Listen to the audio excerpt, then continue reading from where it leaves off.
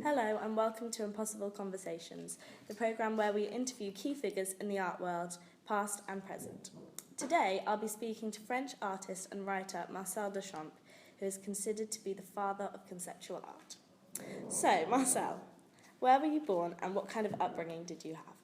I was born in Blonville, Normandy, in France, on the 28th of July 1887.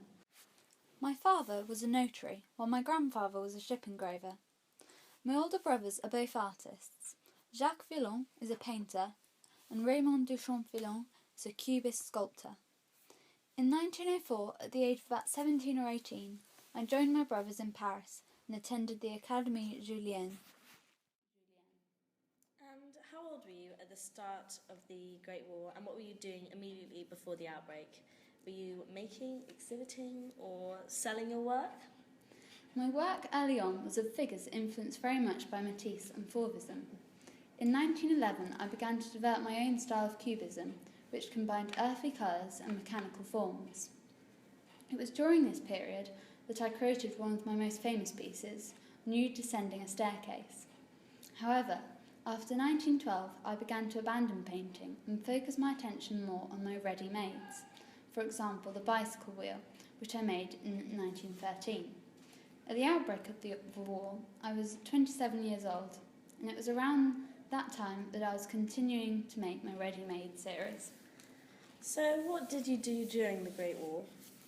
During the war, I was exempt from military service, and so I left France for the USA, coming to New York in July 1915, receiving a warm welcome in the intellectual circles of New York. I met the poet Walter Ehrenberg, who helped me set up a studio where I began to work on the large glass. I began to receive offers of representation from art galleries. However, I didn't feel that I was able to commit to being a painter full-time. To support myself, I began to teach French lessons. In 1917, I created what is probably one of my most famous works, The Fountain, which I submitted to the Society of Independent Artists. This has since become a symbol of my concept of a ready-made, as I was essentially taking a manufactured object and turning it into a piece of art, and therefore which people saw as a vicious attack on the traditionally held values of art. And where were you when the war ended, and what were you doing? Towards the end of the war, I was spending time in Buenos Aires, and it was here that I learned of the death of my brother, Raymond Duchamp Villon. And what did you do in the years immediately after the war ended? In 1919, I moved to Paris and stayed with Francis Picabia, which is where I made my first contact with one of the first Dada groups. It was also at this time that I made another famous work, where I added a moustache and goatee to a photograph of the famous painting, the Mona Lisa. This became a symbol for the Dada movement's distaste for the traditional art.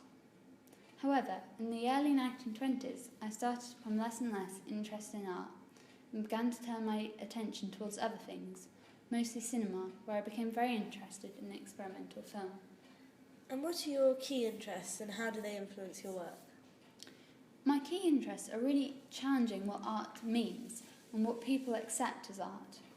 I feel that in this century, the meaning of art has been really turned on its head. I believe that it should be driven by ideas rather than trying to achieve a higher aesthetic value. I enjoy working in art, arranging exhibitions and writing about it.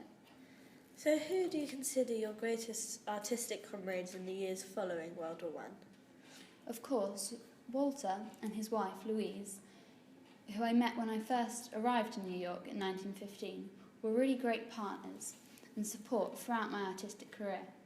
Walter was my patron, and he also collected much of my work. Additionally, Joseph Stella was a great friend, and I spent much time with him when I first moved to America. And who influenced you most in your work as an artist? In my early years, I was really interested by the work of the Futurists and the Cubists. This is evident in many of my earlier paintings, such as the Nude Descending a Staircase. I was also influenced by many other forms of art, such as theatre. For example, Raymond Rousseau's Impression d'Afrique really influenced me, and I felt that it could really inspire my painting. This idea of interdisciplinary and cross paths with other art forms went on to become an underlying theme in the Dada movement. And what do you consider your greatest achievement before 1935 or before your death? I believe that my greatest achievement was really pushing the boundaries of what can be defined as art, something which is mostly seen through my ready-made pieces, as this really took away the belief that handcraft and technical skill are essential to making a piece of art, and the value of art lies within the achievement of said skill. However, what I believe I've done is really encourage people to consider the ideas and concepts that are behind a piece of work. So what art movements do you feel most attached to during the 1920s? Personally, I spent most of my career feeling adamant that I would not be attached to a particular art movement.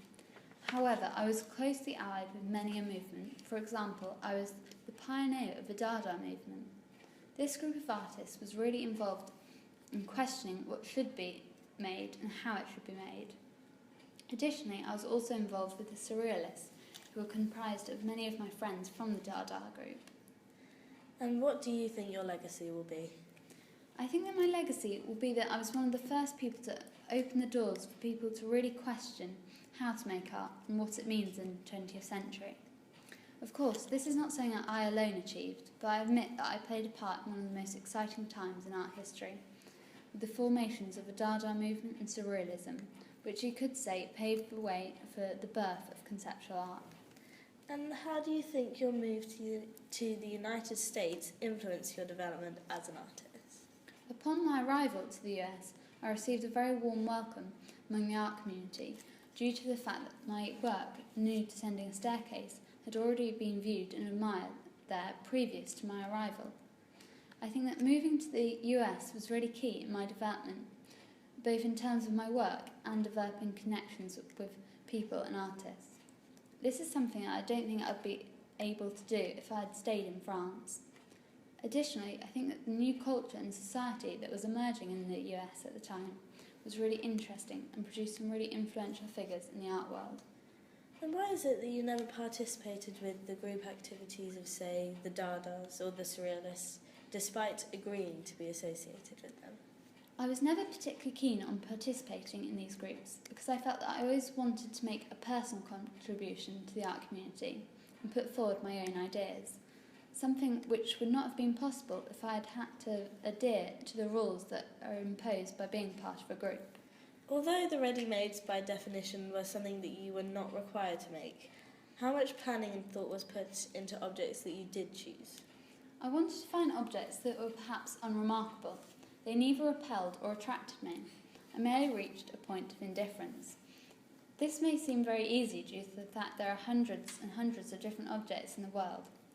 However, this is actually quite difficult because the more you look at a certain object, the more interesting it becomes. So as soon as I began to develop an interest in the object, I would discard it.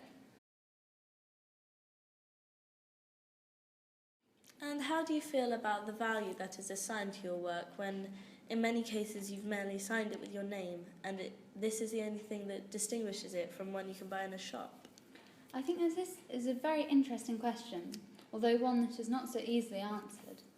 What I can say is that by signing it, I'm making it remarkable to those who can buy, and by calling it art, it makes people think more deeply about what they see as art. Perhaps this is where its values lie. I believe that an object can be elevated to the dignity of a work of art by the mere choice of the artist. Additionally, I made sure that I only ever signed a certain number of copies, and so it retains a sense of originality. And how would you like to be remembered as an artist? I would like to be remembered as someone who thought deeply about art and why we want to make it and see it. I'd like people to think of me as someone who truly believed in what I said, especially in regards to my efforts in increasing the intellectual thoughts around art and encouraging people to see the idea behind a piece of work is just as important as the work that you are seeing. Well, thank you very much. It's been very interesting.